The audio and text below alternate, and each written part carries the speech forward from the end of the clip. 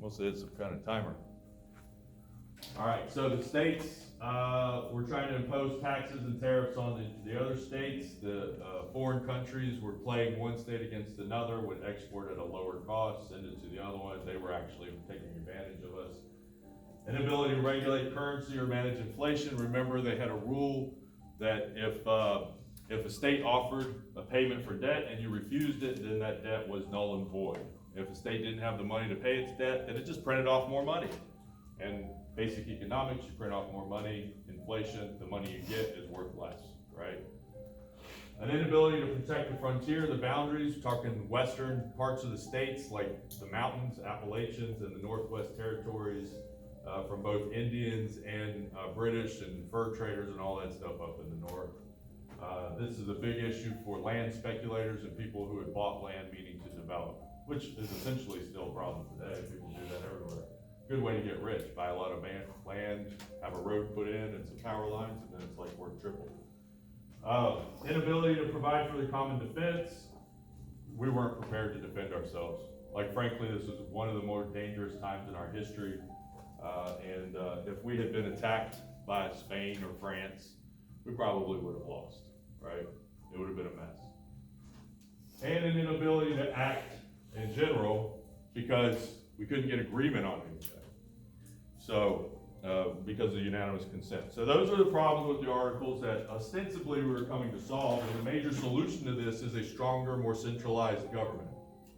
More power to the central government in order to do these, right? To raise taxes, to instill rules between the states, to have a single currency, or at least manage the value of those currencies.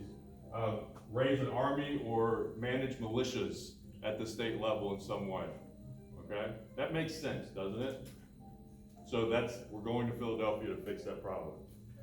All right, the second is the Constitution is a product of compromise.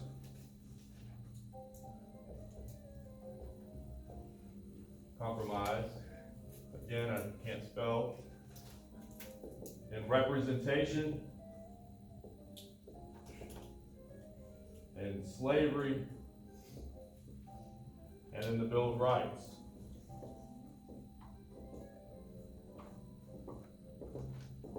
All right, so representation, Connecticut Compromise, right? The upper house will represent the people and the population of the states. The upper house is the Senate. Every state gets the same number of votes. You get 2 votes per state. The lower house is the House, which represents the nation by people, right? By the number of people in each state. The southern states naturally wanted more direct representation by count of the people because they had more, they were bigger, they were agriculture, they had slaves. The northern states and smaller ones like Delaware, even New Jersey, Connecticut, not so many people, of course they're opposed to that. We all follow along on that, right? Connecticut Compromise. The 3/5, all right, so Connecticut Compromise. The 3/5 Compromise was specifically about slavery, and more of a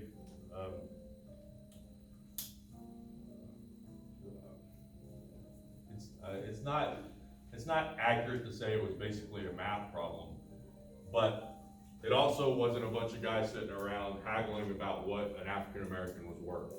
They weren't saying they're not people. Certainly people in the South who owned slaves did not think of them as people, they thought of them as property.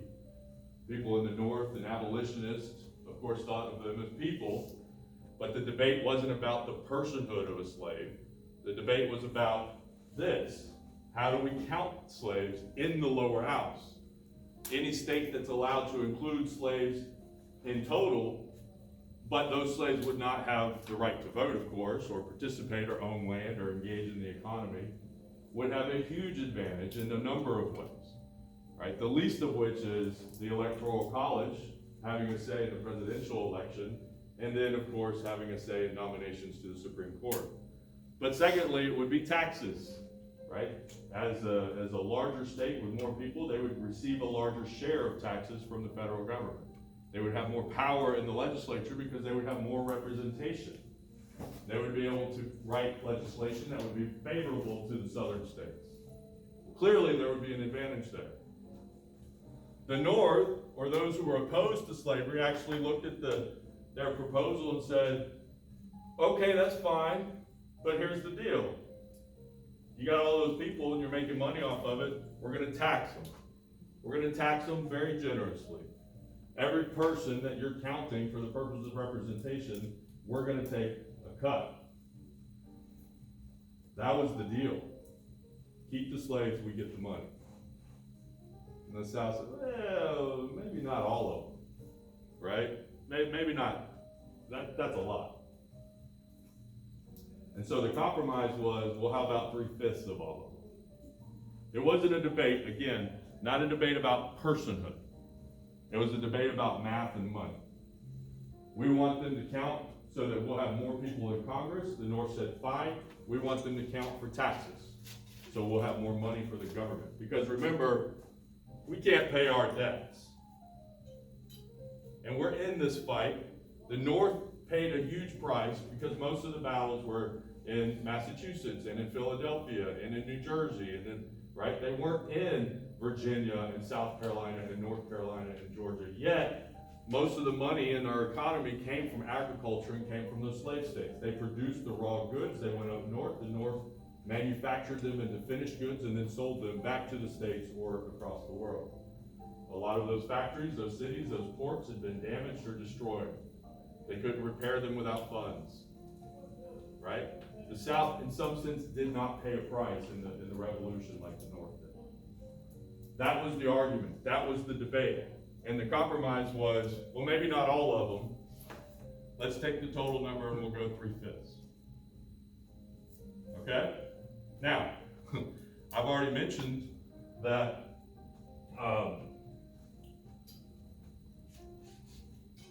that gave an advantage to the South, and this still does. This compromise with another agreement related to slavery would have a perverse effect on the institution of slavery. While many were there arguing against its very creation or its continuation or its imposition within the government or as a nation as a whole, a free nation, a nation that's being declared where all men are created equal,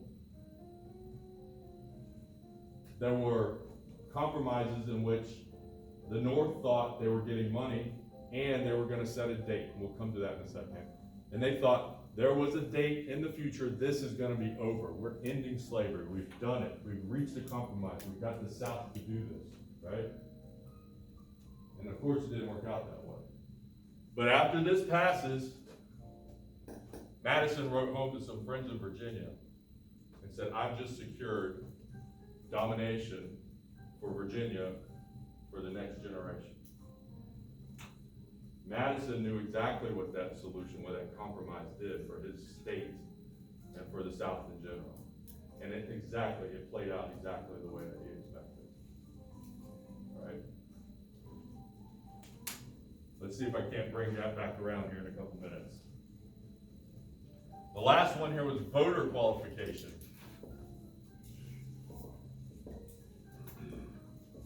When the Constitution was passed, its impact was to be at the federal level on the states and states alone.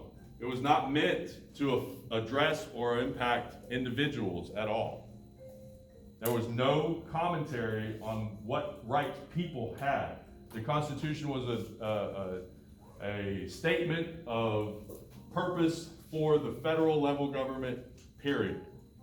But we had agreed in the Connecticut Compromise and the 3/5 Compromise, we're counting a certain number of people, and those people are going to participate in elections at the House, for the House. They're going to vote directly. So how do we decide who gets the vote? Now we've agreed that 3/5 of slaves are going to be counted for representation, but they're obviously not going to vote. Women aren't voting. At the states, you have diverse participation. In some states, women vote. In some states, African Americans vote. Because remember, voting really had more to do with property ownership and in some states, membership in a church. In some states, debt or the absence of debt was the most important thing. There was quite a diversity of voter qualifications and participation across the states. More restrictive in the South, less restrictive in the North. So what about this federal level? Who votes in federal elections? The agreement was, we're not going to say. If you're qualified to vote in your state, then you're qualified to vote at the federal level. That's it. There was a deference here to the states. And in other places, the Constitution generally defers. Remember, anything not specifically mentioned or powers granted to the federal government are then reserved to the states. Those not granted or specifically mentioned for the states are reserved to the people. This is one of those statements, rules, regulations, where the federal government says, we're not going to impose anything. If the state says you can vote, then you're qualified to vote. That's a state issue. Later, this becomes an issue, right, following Reconstruction and all the way up until the Civil Rights era, and how the states regulate voting and what rules, poll taxes, for instance, right, or Jim Crow laws that are imposed on people, or literacy tests that are imposed on people in order to be able to vote. The Constitution is already established. They're not going to say anything. It's going to be up to the states, right? But then later, when we get the 14th Amendment following Civil War, that's when the federal government starts to step in and impose. And then you get Civil Rights Act of 64, Civil Rights Act, or Voting Rights Act of 65. These are important pieces of legislation. All right? So what does this say? States decide, not the government. Who votes? States decide.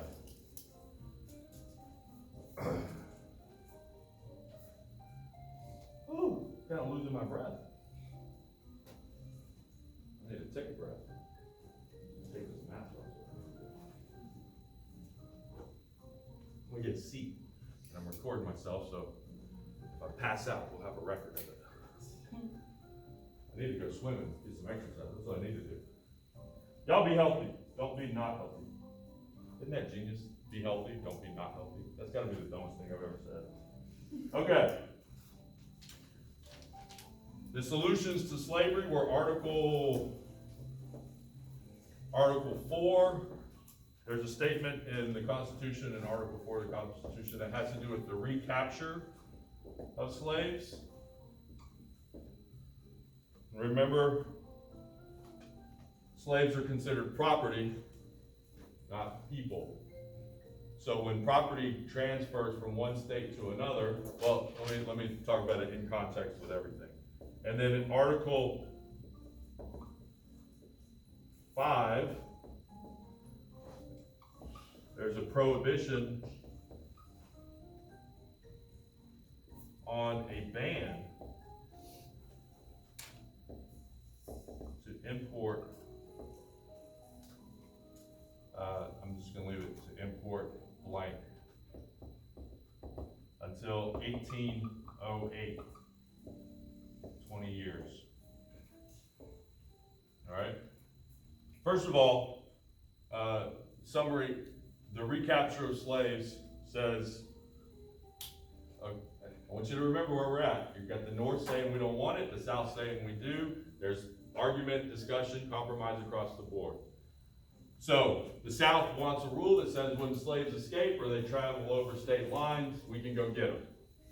We can go get our property. We can get it returned to us by law. The North says they leave a slave state and come to a free state, they're free. That's the way that should be, right? Sorry about that. The South says, we want stronger protection than that. So Article 5 says there will be a law or there'll be a rule that says they will be able, with papers, with agreement from the court, some sort of order from the court that says they can go across state lines. Remember, each state is a sovereign state, meaning when you cross state lines, you've essentially gone into a new country, right? You can't defy or break those boundaries and then impose your own rule in a different state. States can make up their own rules.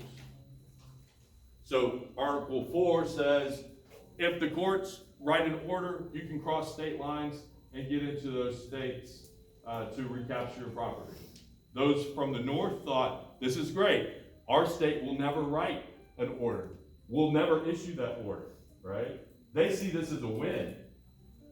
They see this as a pure win because their state's never going to give the right to a southern plantation owner to cross the boundary and come in and recapture slaves. So while there's a compromise and agreement, this is a total win for them. What's the problem? The problem is this.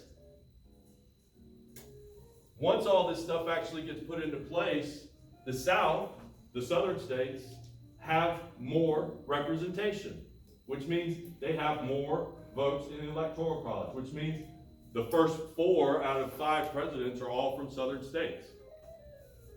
George Washington's from Virginia. Thomas Jefferson's from Virginia, right? John Adams is from Massachusetts. Madison's from Virginia. Guess what else that means? They get to appoint Supreme Court justices. And then as we'll see later, the Supreme Court manages the lower courts. And then when these southern states effectively have control over the presidency and they're filling the executive branch with all these friends of them, right? Then they control the appointments to the judicial branch as well.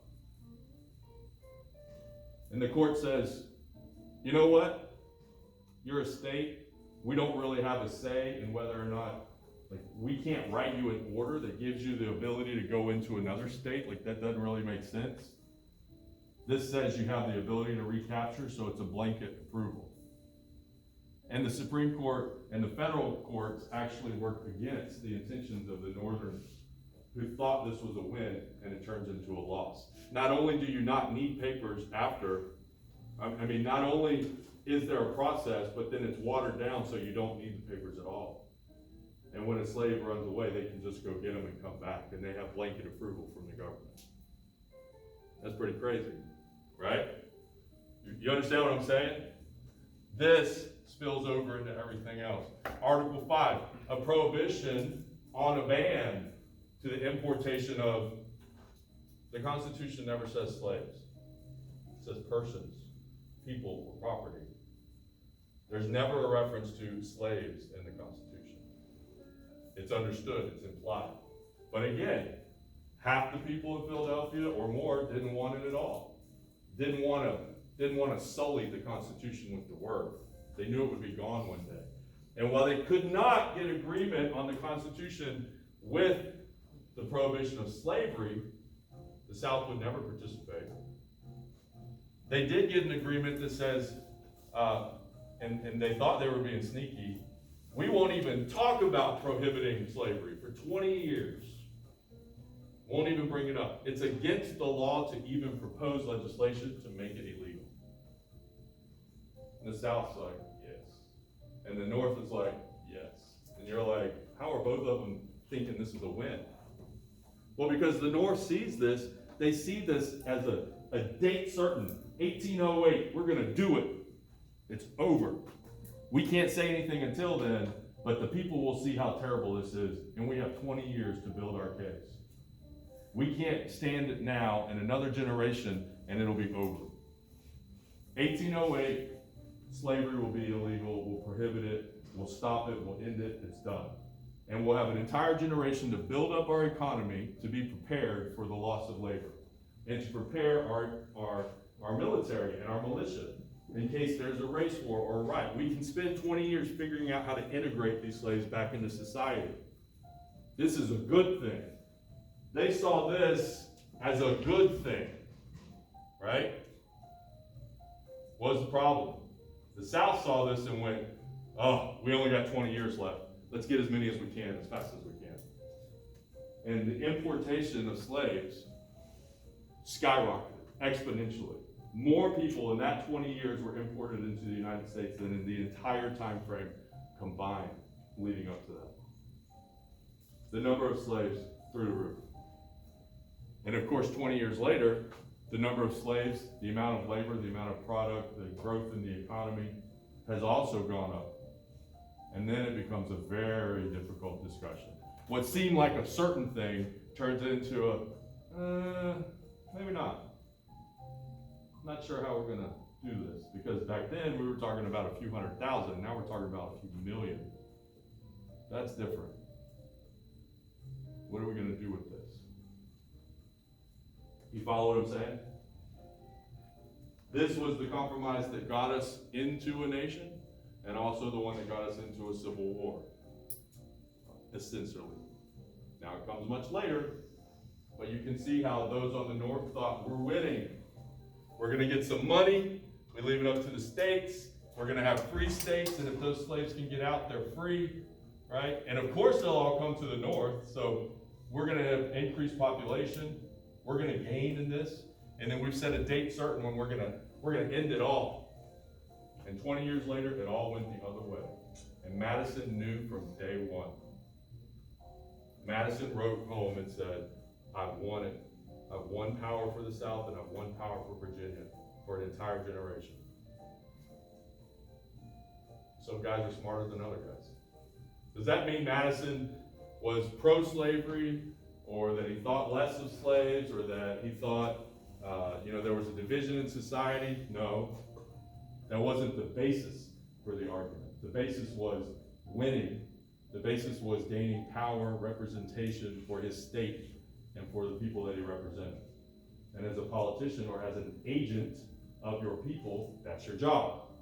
He just happened to be smarter than the rest of them. And perhaps to his credit or to his benefit, not to his credit, to his benefit, Thomas Jefferson, who was undoubtedly wiser and smarter than he, and Benjamin Franklin and John Adams, and these guys weren't at Constitution Hall debating the Constitution.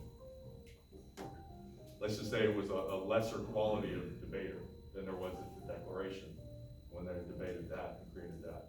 You follow? All right. One less area. I want you to remember that this is, Bill of Rights. There was a promise, again, let's go back to Madison, a promise to include. The original Constitution did not include a Bill of Rights.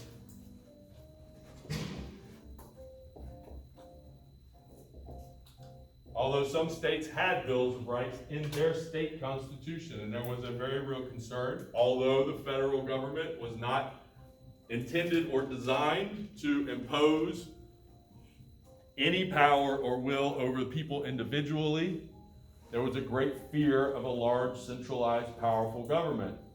There was a desire for a Bill of Rights that provided specific protections for the people. Some states, when it came to ratification, had come to the conclusion that they would not be ratifying without a Bill of Rights. James Madison and others were very much against, including one, arguing the Constitution has nothing to do with this. The states already have protections.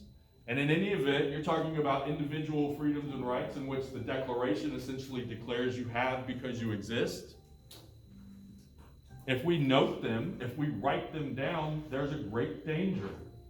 If we make a list and say, you have this right, you have this right, you have this right, and it's guaranteed, then the question becomes, well, what about the ones that aren't on that list?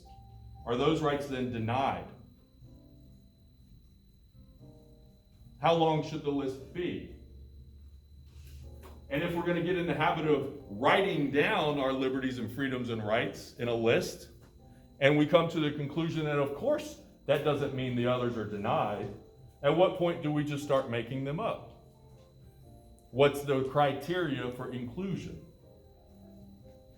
Are we talking about God-given rights, or at some point in the future, will we just make up our own and say, I think I should have a right to this? And where are we today? You hear people say, you have a right to an education, and you have a right to health care, and you have a right to get married. What are those? Are those rights? Are those freedoms? Are those liberties? Or are those just things that people say they want? They think they deserve, or they should have because we're rich, or because it creates equality, or because it provides comfort? Are those on the same level as speech, or practice of religion, or freedom to assemble, or right to own and bear arms? Is that the same thing? Why do you have a right to health care or education? They didn't believe that. Why do we believe that now? And the very argument that they were making is at some point in the future, people are just gonna make up. They're gonna say, I want this, and I have a right to it because I exist, because I'm an American. Where's the philosophical argument in that? Did you see that in the Bible, or John Locke, or like, who said that? You follow what I'm saying? And I'm not here to say it's right or it's wrong. If you think you deserve it or you think there should be a right, there can be a case that's made. But people are now making the case that because we engage in the world, in world affairs, because we engage in military action, because we go places like Afghanistan and guarantee elections, or we go places like Mexico and engage in negotiation and build manufacturing and trade, and we have preferred nation status with them, then those countries are directly impacted by the policies and decisions of the United States. And if that's the case, then those people should have a right to participate in American politics, in American elections, in American policymaking. They should have a right to the same things that American citizens have a right to, including our healthcare system, our education system, our retirement system. That's an interesting argument. I don't know where it comes from, except, actually, I don't know where it comes from. You've heard it, I'm sure, maybe, or maybe that sounds a bit extreme. I tell you, this is what people talk about today. This is part of the argument. Why? Because the expansion of the right to vote and the expansion of rights and liberties and freedoms are practically guaranteed and protected for virtually everyone in this country. There's no one else to give them to. There are no more rights that are inherent. So now we're just making up new ones. And we're saying other people should have these too. And I don't disagree with that statement. Other people should. They should do that in their country, right? They should write their constitution. They should have their government protect those rights and freedoms. When you're saying we should do that because we engage in trade with them, well, now you're just talking about a soft form of imperialism. Why don't we just take over their country? Why don't we just take over Mexico and make it a 51st state? We can do Puerto Rico and Mexico at the same time and kind of balance each other out, right? Why not? You see how these arguments get crazy, like real fast? But this was the discussion that was had over 200 years ago when they were writing this thing.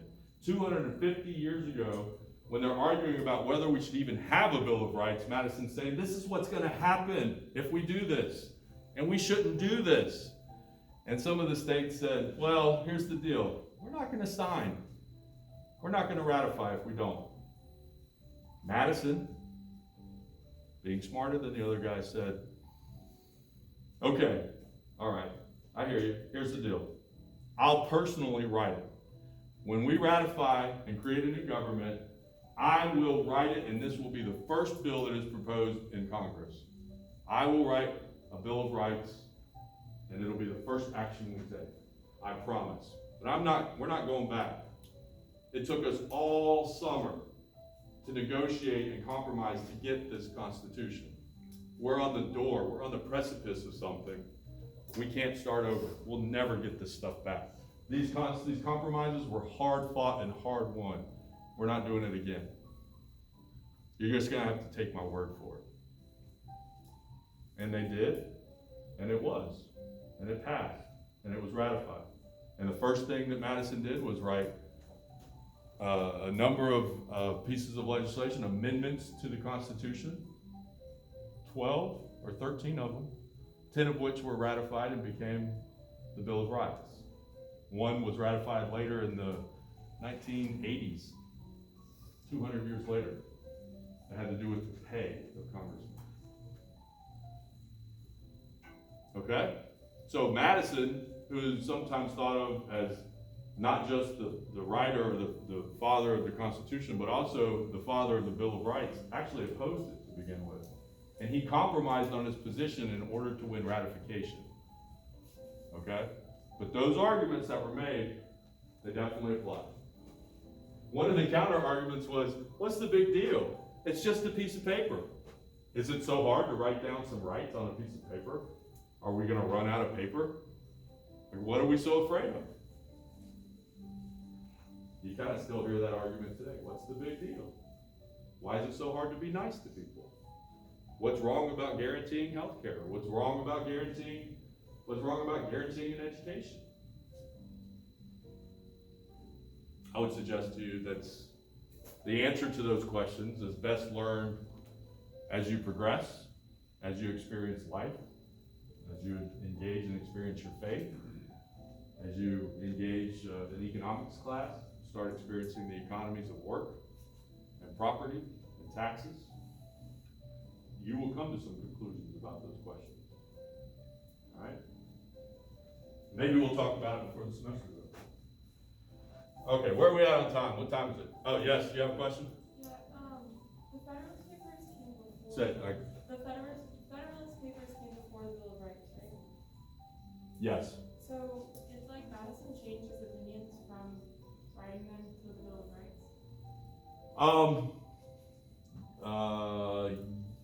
Yes. There are a few instances in the Federalist Papers where, in fact, Madison and not so much Hamilton, but Hamilton, Madison, and John Jay all engaged in writing Federalist Papers. Their arguments were mostly lifted from the ones they made during the Constitutional Convention, right? And from their research and philosophy. Okay, government is implemented, and then you have to start doing stuff. And in the doing of things, you're like, wow, that didn't play out the way I thought it was going to play out. And you're elected to Congress, or then you become Secretary of State, or then you become president. In the time between the Constitution, the writing of the Federalist Paper, and when Adams or Madison or Jefferson, all of those guys become president, and they have to actually implement and execute the laws. Some of their ideas that they argued for or against did flip. And in their notes, which no one saw until they were all dead, they addressed this. And then there's some interesting pieces. It's a little too fine of a point that we don't need to dwell on, but yes, not completely, right? Madison didn't become a socialist or anything like that. But there were some in the application. We talk about representation, we talk about the power of the presidency, the role and scope that it would take, or things like the absolute freedom of press or freedom of speech. I mean, Adams fought for the Declaration. He wrote the Declaration. He was a traitor in the eyes of the British, right? There was absolute, and then he gets to be president, and he's like, anyone who says a bad thing against me goes to jail, and I'll send them out of the country, right? Like, can't do that. And it's a testament to, in the Federalists, particularly number 10, where we talk about men are no angels, right? You give men absolute power and they become absolutely corrupted. Even the greatest, even not Washington,